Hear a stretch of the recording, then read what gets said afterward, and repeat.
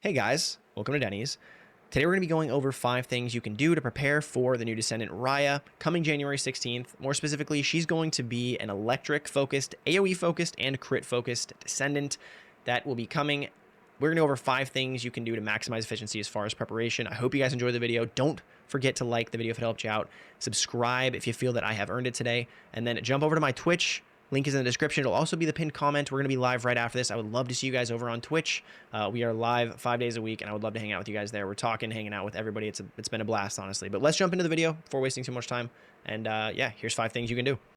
All right. Okay. So number 1, as far as the list for things to do to prep for the new Descendant. So number 1 is going to be an obvious one, but it's going to be to farm catalyst blueprints. Now, the fastest way to do this currently, what you're going to want to do, in my opinion, is basically run the mission Magister's Lab located here in Kingston on the 250% variation. You can choose to do other infiltration support if you want, but I would actually advise against that. I would recommend running it either on your own or in a public and make sure that you select the crystallization catalyst one, option number 1. This is the fastest mission in the game as far as completion time. You'll be able to get 2 amorphous patterns usually every 3 minutes on average, as long as you're running it with Freyna. If it happens to be the 400% that day, even better, because you'll get a ton of extra loot while getting this at the same time.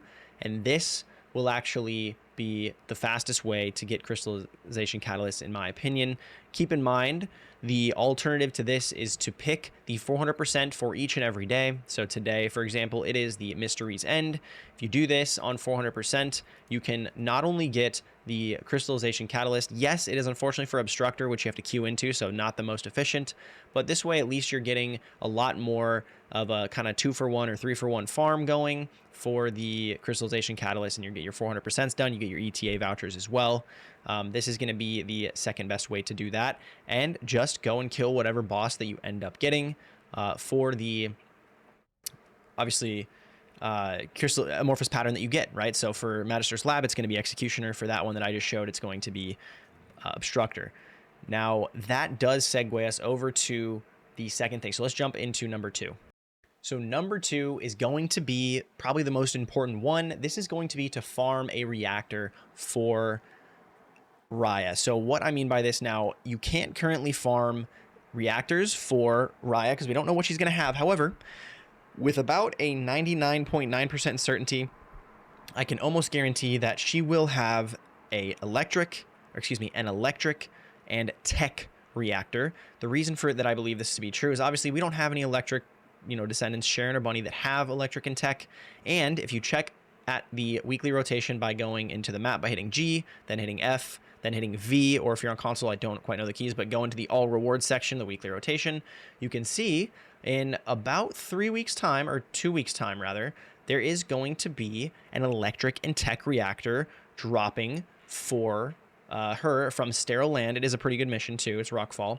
But if you want to prep for it, that's the first electric tech reactor we've ever seen drop in our weekly rotation. So that, in my opinion, is pretty much 100% confirming that this will be why this is going to be why we will see her with an electric and tech reactor. Now, my speculation as far as the second ability she's going to have on her reactor, it's probably going to be Dimension if I were to be a betting man, but again, it's completely up in the air. We have no idea. It could be Fusion, Singular, or Dimension. It's just that Sharon is the only other Descendant that uses Dimension, and she doesn't even really utilize it for any kind of skill power bump. She only has it for her second ability.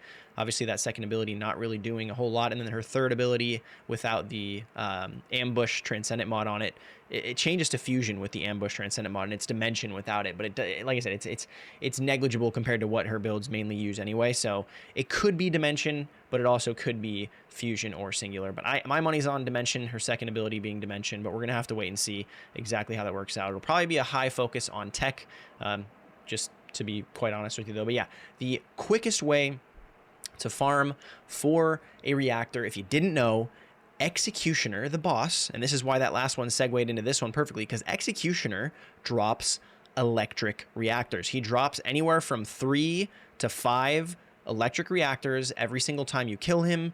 Now, they can be purple, so keep that in mind. You'll get ultimate ones as well. Just keep killing him when you're going for your blueprint. If you want to go for those blueprints for catalysts, keep doing Magister's Lab, and that way you can farm these first 2 bullet points 2 for 1, and just keep a lookout. Just note that she is a crit descendant, a crit focused descendant. She is going to probably be utilizing some form of crit damage, so you can keep an eye out for crit damage, Colossus damage. You can keep an eye out for skill cooldown, maybe critical hit rate. You can keep an eye out for tech boost for sure, obviously. So many different things you can keep a lookout for, but definitely do this. It's very easy to do, and you're farming Catalyst Blueprints at the same time, so you might as well. And this is something that I am definitely going to be doing before she comes out, because this time I would like to be prepped, especially considering we know she might be strong on release. At least that's what most people are speculating. But yeah, that is going to be number 2. Farm a tech electric reactor from Executioner for Raya. All right, and now objective number 3. So the third item on the list, that what you can do to prepare for Raya. This is going to be to farm Void Vessels. Now, this may also come off as a bit obvious, but I'm going to elaborate here. So, in my opinion, you should be continuing to open the broken boxes up to a certain point. Obviously, I have around 345 of the material that you get from the broken boxes. That material being the purple kind of, it's called refined void essence. I have 300 of these. Now, that's after I've researched Keelan. So these might actually be used to research the new Descendant Raya as well. However, this is not confirmed. This is, again, speculation. So the main reason that you will be farming Void Vessels is not only just for this, to keep opening those broken boxes in case Raya needs them for crafting, but to also get you your mats to craft your blueprints. Again, it might be a little obvious, but this is currently the fastest way in the game to get all the mats you need to craft those crystallization catalysts that you can put into your characters to make them stronger, obviously. This being the fastest way, mixed with it being, you know, a very good way to just farm incubators and farm other things too. This is going to be item number 3. I think this is a really efficient farm right now for many different things. You can get reactors from here. You can get a bunch of different stuff. Gold. You can get those catalyst mats, and you can also get the EXP for your pet. So if your dog's already level 30, there's a good chance these blueprints we have now are going to be used on the future pets. So you can get a bunch of those mats and blueprints for the future pets to get them to level 30 instantly whenever they come out. So a very good farm in preparation for Raya as well. So that's item number 3 as far as what you can do to prepare there. Let's jump over to number 4.